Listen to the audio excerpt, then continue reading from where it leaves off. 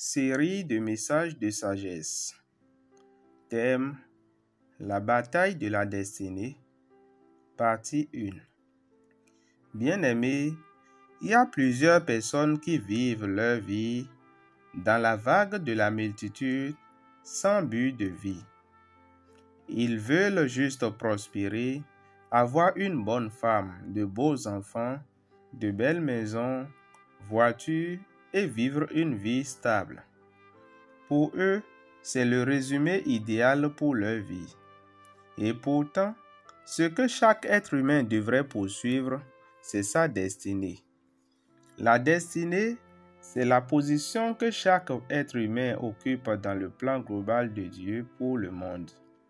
La destinée, c'est notre poste de responsabilité au sein du grand projet que Dieu a rédigé depuis avant la création du monde, qui a commencé depuis Adam, qui se poursuit encore aujourd'hui à notre époque et qui va toujours continuer après nous jusqu'au retour du Seigneur.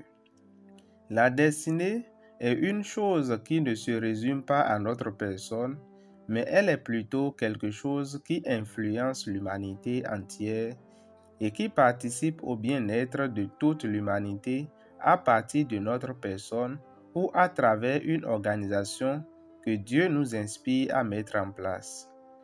La destinée, c'est la clé de tout ce que nous désirons et le garant de notre pleine sérénité dans le Seigneur.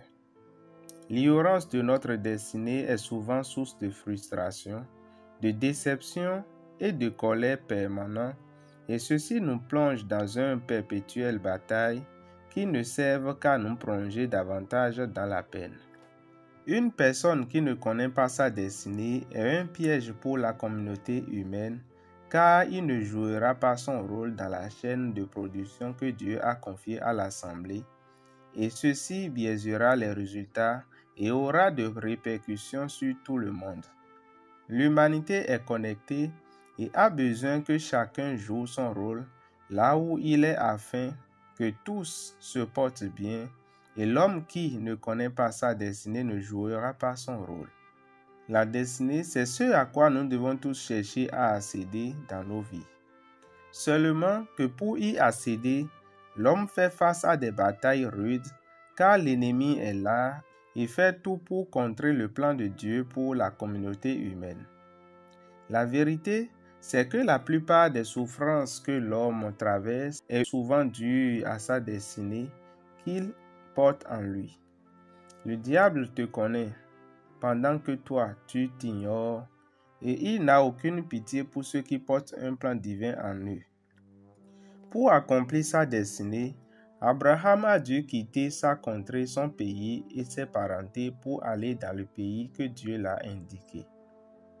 Jacob a dû quitter ses parents pour aller devenir esclave auprès de son oncle Laban sur plus de 15 années. Joseph a dû être vendu en esclavage, pris de la prison pour devenir premier ministre en Égypte. Moïse a dû perdre sa chaise de prince pour devenir berger dans le désert pendant un moment.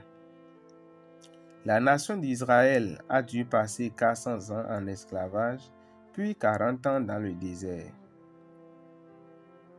Il y a toujours des batailles à affronter pour accéder à sa destinée, et l'accès est déterminé par la manière dont nous gérons ces batailles.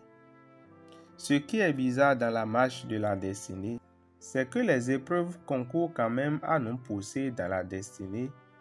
Tout dépend de comment nous gérons ces batailles. La gestion de ces batailles peut rendre l'accès rapide ou long, ou même provoquer un échec. Dans ce cas, Dieu suscite quelqu'un d'autre pour l'accomplir, car Dieu n'échoue jamais.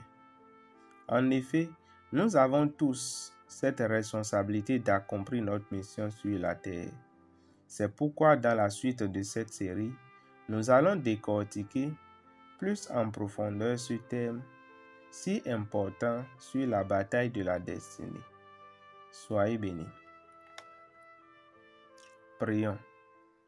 Seigneur Jésus, merci pour ce thème que tu as commencé abordées avec moi à travers ton serviteur le docteur Aïkaz. Au nom de Jésus-Christ, nous remercions le Seigneur.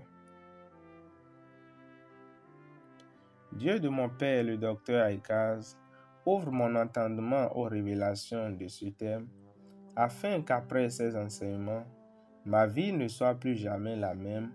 Au nom de Jésus, nous sommes en prière. Ô Dieu, j'ai soif de te connaître davantage.